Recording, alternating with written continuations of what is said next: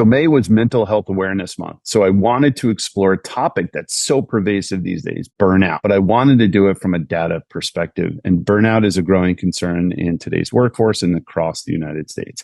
Hey everyone, it's Anthony Onesto, and this is my Burn the Box drop for this week, Understanding Workplace Burnout. And so what I did is I went to Suzy. If you're not familiar, Suzy is a consumer insights platform, and I was able to survey about 500 folks around the concept of burnout. And so let's look at the numbers, and then we'll dive into some of the suggestions that were drawn out, some of the stories. So I used Suzy to analyze workload recognition and work-life balance responses, and I considered a whole bunch of different variables like gender, age, and income, did some advanced statistical method, aka used ChatGPT. And here, what did we find? Well, we found when we looked at gender specifically around burnout, women consistently reported higher levels of burnout than men. We also found that notably, women cited lack of recognition for work-life balance more frequently than men, pointing to a need for targeted workforce or workplace interventions. So we looked at gender, obviously saw a higher level of reported burnout by folks that identify as female than male. Then we looked at income. We have these demographic pieces of information in Suzy, so it allows us to do some really cool advanced analysis. And what we found is the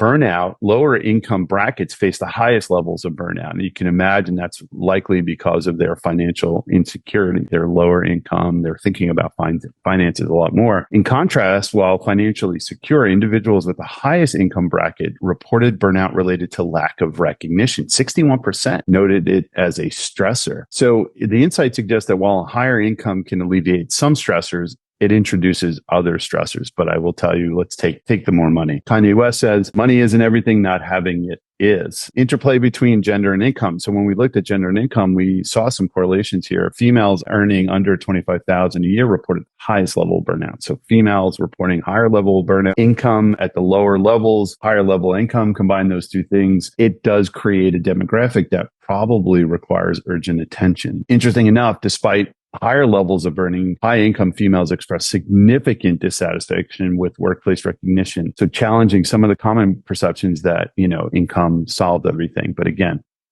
we'll take the income and we'll deal with those new stressors. So when we look at the data, we looked at also timing when people filled out and answered the survey on Suzy. We looked at the timing of these things. And we found that respondents often reported higher levels of burnout later in the day, suggesting that some of the work fatigue could exacerbate some of the perceptions of burnout. So people that answered earlier in the morning reported less levels of burnout. So interesting stat there, depending on when you survey folks, you're getting different levels of burnout reported. And then we looked at geography and we found that regional differences actually have an impact. So employees with high cost urban areas reported higher levels of stress than folks that are in low cost suburban areas. So, further research, we could double click on that. But again, thinking about geography has a huge impact. So instead of doing all this sort of planning from an HR or a company perspective in the way that we've been doing it, which is like, hey, everyone gets the same thing. You really need to think about the different data points and the different areas of stress and where you're seeing those things. Okay, Anthony, you gave us the data. What does it all mean? Well, I think what I alluded to just before is that this highlights the need for organizations to adopt more nuanced data-driven strategies. So I'm guilty in this where I would just have someone come in and talk about burnout, assuming that everyone either felt it in the same way, but that's clearly not the case, whether it's gender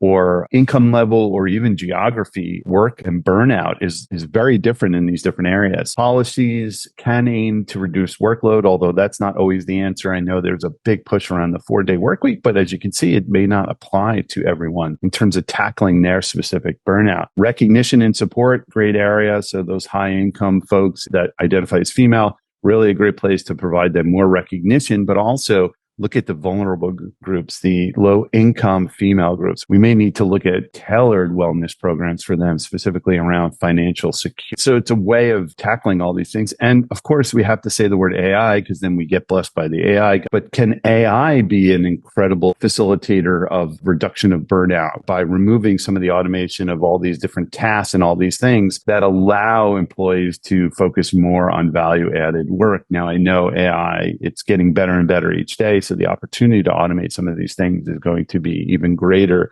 in the future.